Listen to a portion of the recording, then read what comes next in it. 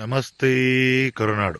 ನಾನು ಸಾಗರ್ ಜಾನಕೆರೆ, ಮಲೆನಾಡು ರಕ್ಷಣಾ ಸೇನೆಯ ರಾಜ್ಯಾಧ್ಯಕ್ಷರಾಗಿರ್ತೀನಿ. ಇವತ್ತು ಬೆಳಗ್ಗೆನೆ ಒಂದು ವಿಡಿಯೋನ ಮಾಡಬೇಕು ಅನ್ನಿಸ್ತು.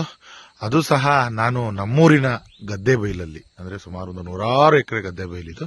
ಈ ಗದ್ದೆ ಬೈಲಲ್ಲಿ ವಾಕ್ ಮಾಡಲಿಕ್ಕೆ ಅಂತ ಹೊರಟೆ. ಅಂದರೆ ಈ ಒಂದು ಅಕಾಲಿಕ ಮಳೆ ಇತ್ತಲ್ಲ, ಈ ಅಕಾಲಿಕ ಮಳೆಯ ಒಂದು ಬಿಡುವಿನ ನಡುವೆ, ಅಂದರೆ ಒಂದು 2 ದಿವಸದಿಂದ ಬಿಸಿಲಾಗಿದೆ ನಮಗೆ. ಸಕಲೇಶಪುರದ ಮಲೆನಾಡು ಭಾಗಕ್ಕೆ ಒಂದು ಬಿಸಿಲಾಗಿದೆ. ಆ ಬಿಸಿಲಾದಾಗ ನಾವು ಒಂದು ವಾಕ್ ಹೋಗೋಣ ಅಂತ ಹೊರಟಾಗ ನನ್ನ ಕಣ್ಣಿಗೆ ಒಂದು ಘೋರ ದೃಶ್ಯ ಬೀಳುತ್ತೆ. ಏನಪ್ಪಾ ಅಂದ್ರೆ, ದೇಶದ ಬೆನ್ನೆಲುಬು ರೈತ. ಹೌದು, ತುಂಬಾ ಚೆನ್ನಾಗಿದೆ ಶೀರ್ಷಿಕೆ, ಟೈಟಲ್ ಚೆನ್ನಾಗಿದೆ.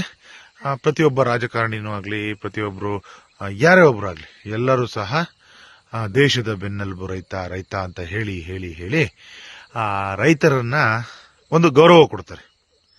ಯಾಕೆಂದ್ರೆ ದೇಶಕ್ಕೆ ಅನ್ನ ಕೊಡೋನು. ಇವತ್ತು ಅದೇ ರೈತ ಮಲೆನಾಡು ಭಾಗದಲ್ಲಿ ಸಂಕಷ್ಟಕ್ಕೀಡಾಗಿದ್ದಾನೆ. ಯಾವ ರೀತಿ ಸಂಕಷ್ಟಕ್ಕೀಡಾಗಿದ್ದಾನಪ್ಪ ಅಂತ ಅಂದ್ರೆ, ನಾನು ನಿಮ್ಗೆ ತೋರಿಸ್ತೀನಿ. ಇದೊಂದು ಬೆಳೆ ಅಂತ ನೋಡ್ಬೋದು, ನೋಡಿದ್ರೆ ಘೋರ ದೃಶ್ಯ ಅಂತಾನೆ ಹೇಳ್ಬೋದು.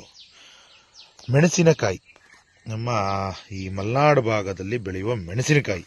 ಮೊನ್ನೆ ಬಂತಲ್ಲ ಏನೊಂದು ಮಳೆ, ಆ ಒಂದು 15 ದಿವಸದಿಂದ ಬಂದಂತ ಮಳೆಗೆ ಈ ಮೆಣಸಿನಕಾಯಿ ಬೆಳೆದಂತ ರೈತ ಬೆಳೆಯನ್ನು ಸಹ ಕುಯ್ಯಕ್ಕಾಗ್ದಲೆ, ನೋಡಿ ಇಲ್ಲಿ ಬೆಳೆಯನ್ನು ಸಹ ಕುಯ್ದಿಲ್ಲ.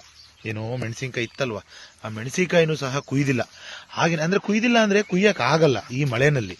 ಎಲ್ಲ ಸಂಪೂರ್ಣವಾಗಿ ಗದ್ದೆನಲ್ಲೇ ಅವನು ಬೆಳೆದಂತ ಇದ್ರಲ್ಲೇನೆ ಸಂಪೂರ್ಣವಾಗಿ ಎಲ್ಲ ಅಲ್ಲಲ್ಲೇ ಬಿಟ್ಟು ಹೋಗಿರುವಂತ ಪರಿಸ್ಥಿತಿ. ನೋಡಿ ನೋಡಿ ಇಲ್ಲಿ ನೋಡಿ, ಇಲ್ಲಿ ನೋಡಿ, ಕೊಳತು ಹೋಗಿದೆ. ಏನಕ್ಕೂ ಬರಲ್ಲ ಇದು, ನೋಡಿ ಏನಕ್ಕೂ ಬರಲ್ಲ. ದೇಶದ ಬೆನ್ನೆಲುಬು ರೈತ ರೈತ ರೈತ ಅಂತೀವಿ. ಇವತ್ತು ಅದೇ ರೈತ ಸಂಕಷ್ಟಕ್ಕೆ ಈಡಾಗಿದ್ದಾನೆ, ಸಂಕಷ್ಟಕ್ಕೆ ಸಿಲುಕೊಂಡಿದ್ದಾನೆ. ಇವರಿಗೆ ಪರಿಹಾರ ಕೊಡೋರು ಯಾರು? ದೇಶದ ಬೆನ್ನೆಲುಬು ರೈತ ರೈತ ಇಲ್ಲ ಅಂದ್ರೆ ಏನೂ ಇಲ್ಲ ಎಲ್ಲ ಹೇಳ್ತಾರಲ್ವಾ. ನೋಡಿ, ಯಾರು ಇವರಿಗೆಲ್ಲ ಪರಿಹಾರ ಕೊಡೋದು? ನಮ್ಮ ಭಾಗದ ಶಾಸಕರು ದಯವಿಟ್ಟು ಈ ತರದ ಎಲ್ಲ ರೈತರನ್ನು ಗುರುತಿಸಿ, ಸಕಲೇಶಪುರದಲ್ಲಿ ಇರುವಂತಹ ಪ್ರತಿಯೊಬ್ಬ ರೈತನನ್ನು ಗುರುತಿಸಿ, ಯಾರಿಗೆ ಎಷ್ಟು ಬೆಳೆ ಹಾನಿಯಾಗಿದೆ ನೋಡಿ. ಇಲ್ಲಿ ನೋಡಿ, ಕೊಳತು ಹೋಗ್ತಾ ಇದೆ ಕಣ್ರಿ. ನೋಡಿ ನೋಡಿ ನೋಡಿ, ಇಲ್ಲಿ ಕೊಳತು ನಾರ್ತಾ ಇದೆ. ಈ ರೀತಿ ನಮ್ಮ ಸಕಲೇಶಪುರದಲ್ಲಿ ಸುಮಾರು ಸಾವಿರಾರು ಎಕರೆ ಬೆಳೆದಿದ್ದಾರೆ. ಸಾವಿರಾರು ಎಕರೆ ಮೆಣಸಿನಕಾಯಿ ಬೆಳೆದು ಈ ತರ ಮೊನ್ನೆ ಮಳೆಗೆ ಎಲ್ಲ ಹಾಳ್ಬಿಟ್ಟಿದ್ದಾರೆ.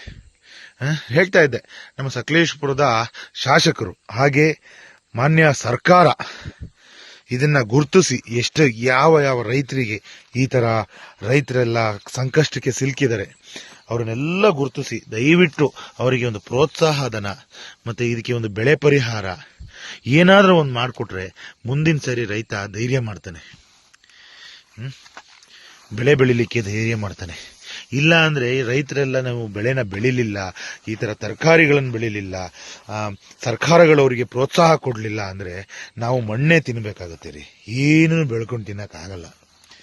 ಇವತ್ತು IT ನಲ್ಲಿ ಕೂತು ಕಂಪ್ಯೂಟರ್ನ ಕುಟ್ಬೋದು ಬಿಟ್ರೆ ಸಾಫ್ಟ್ವೇರ್ ಇಂಜಿನಿಯರ್ಗಳು, ಅವರು ಕಂಪ್ಯೂಟರಲ್ಲಿ ತರಕಾರಿನ ಬೆಳೆಯಕ್ಕಾಗಲ್ಲ, ಕಂಪ್ಯೂಟರಲ್ಲಿ ಭತ್ತನ ಬೆಳೆಯಕ್ಕಾಗಲ್ಲ. ದಯವಿಟ್ಟು ಈ ವಿಡಿಯೋನ ಆದಷ್ಟು ಶೇರ್ ಮಾಡಿ, ಸರ್ಕಾರಕ್ಕೆ ತಲುಪೋ ತರ ಶೇರ್ ಮಾಡಿ. ಯಾಕೆಂದ್ರೆ ಒಬ್ಬ ರೈತ ಬೆಳೆದಿರೋ ಬೆಳೆ ಇದು. ಈ ಬೆಳೆನ ಉಳಿಸ್ಕೊಳಕಂತೂ ಅವನ ಕೈಲಿ ಆಗ್ಲಿಲ್ಲ. ಏನೋ ಅವನು ಬೆಳೆದು ಅವನಂತೂ ತಿನ್ನೋಕ್ಕಾಗಲ್ಲ. ಇದನ್ನ ಇಡೀ ರಾಜ್ಯಕ್ಕೆ, ಇಡೀ ದೇಶಕ್ಕೆ ಹಂಚಬೇಕಾದಂತಹ ತರಕಾರಿ ಇವತ್ತು ಮಣ್ಣು ಪಾಲಾಗಿದೆ, ಬೀದಿ ಪಾಲಾಗಿದೆ. ನೋಡಿ ನೋಡಿ,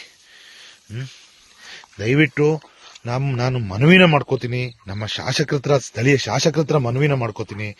ದಯವಿಟ್ಟು ಶಾಸಕರೇ, ಇಂತಹ ರೈತರುಗಳನ್ನೆಲ್ಲ ಗುರುತಿಸಿ, ಎಷ್ಟು ಎಕರೆ ಜಮೀನಲ್ಲಿ ಈ ಸರಿ ಸಕಲೇಶಪುರದಲ್ಲಿ ಈ ತರ ಬೆಳೆ ಹಾನಿ ಆಗಿದೆ ಅನ್ನೋದನ್ನ ಗುರುತಿಸಿ, ಅದನ್ನ ಐಡೆಂಟಿಫೈ ಮಾಡಿ, ಅವರಿಗೆ ಸರ್ಕಾರದ ಕಡೆಯಿಂದ ಏನು ಸವಲತ್ತುಗಳು ಸಿಗುತ್ತೆ, ಏನು ಪರಿಹಾರ ಧನ ಸಿಗುತ್ತೆ ಅದನ್ನ ದಯವಿಟ್ಟು ಕೊಡಿಸ್ಕೊಡಿ. ಯಾಕೆ ಅಂದ್ರೆ ಈ ಸತಿ ಲಾಸ್ ಆದಂತ ರೈತರುಗಳೆಲ್ಲ ಏನಾದ್ರೂ ಮನಸ್ಸನ್ನ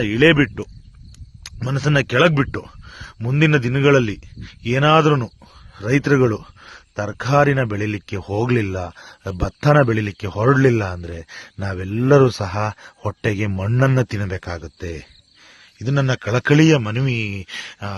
ಶಾಸಕರೇ, ದಯವಿಟ್ಟು ಶಾಸಕರೇ, ಏನಾಗಿದೆ ಅನ್ನೋದನ್ನ ಒಂದು ಸರಿ ನೀವು ಅಖಾಡಕ್ಕೆ ಇಳಿದು, ಅಂದ್ರೆ ಫೀಲ್ಡ್ಗೆ ಇಳಿದು ಎಲ್ಲೆಲ್ಲಿ ಏನಾಗಿದೆ ನೀವು ಖುದ್ದಾಗಿ ಒಂಚೂರು ಪರಿಶೀಲನೆ ಮಾಡಿ ಅಂತ ಹೇಳಿ ಈ ಮುಖಾಂತರ ತಿಳಿಸ್ತಾ, ಹಾಗೆ ಸರ್ಕಾರಗಳಿಗೂ ಅಷ್ಟೇನೆ ಮನವಿ ಮಾಡ್ತೀನಿ. ಬರೀ ರೈತ, ದೇಶದ ಬೆನ್ನೆಲುಬು ರೈತ ರೈತ ರೈತ ಅನ್ನೋದಲ್ಲ. ಈ ತರ ತೊಂದರೆಗೆ ರೈತ ಸಿಲುಕಿದಾಗ ದಯವಿಟ್ಟು ಅವರ ಆರ್ಥಿಕ ಬೆಂಬಲಕ್ಕೆ ನಿಂತ್ಕೊಳ್ಳಿ, ಅವರಿಗೆ ಸಹಾಯನ ಮಾಡಿ ಅಂತ ಹೇಳಿ ಈ ಮುಖಾಂತರ ಕೇಳ್ಕೊಳ್ತಾ, ದೇಶದ ಬೆನ್ನೆಲುಬು ರೈತ, ಜೈ ಕಿಸಾನ್ ಅಂತ ಹೇಳ್ತಾ ನನ್ನ 2 ಮಾತನ್ನ ಮುಗಿಸ್ತೀನಿ. ನಮಸ್ತೆ ಸ್ನೇಹಿತರೆ. ಆದಷ್ಟು ಬೇಗ ಈ ವಿಡಿಯೋನ ಎಲ್ಲರೂ ಸಹ ಶೇರ್ ಮಾಡಿ ಸರ್ಕಾರಗಳಿಗೆ ತಲುಪಲಿ ಅಂತ ಹೇಳ್ತಾ ನನ್ನ 2 ಮಾತನ್ನ ಮುಗಿಸ್ತೀನಿ ಸ್ನೇಹಿತರೆ. ನಮಸ್ತೆ.